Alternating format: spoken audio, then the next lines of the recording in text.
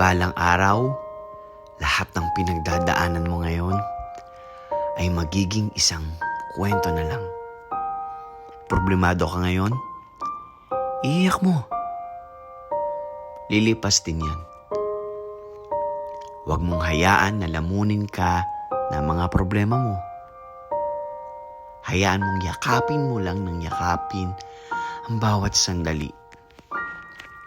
May bukas pa naman bro eh. Bumangon ka kahit pa konti-konti.